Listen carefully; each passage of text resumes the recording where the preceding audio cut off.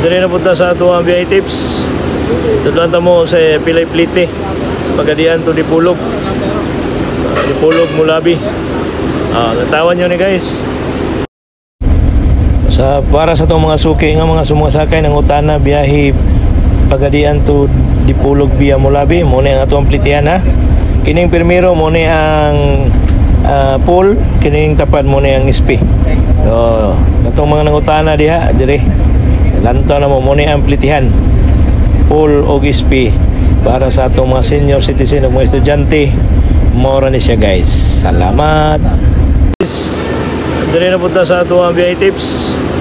Tudlan ta mo sa Pilay Plite. Pagadian to Dipulog. Dipulog Mulabi. Natawan nyo ni guys. Para sa itong mga suki nga mga sumasakay ng utana biyahe Pagadian to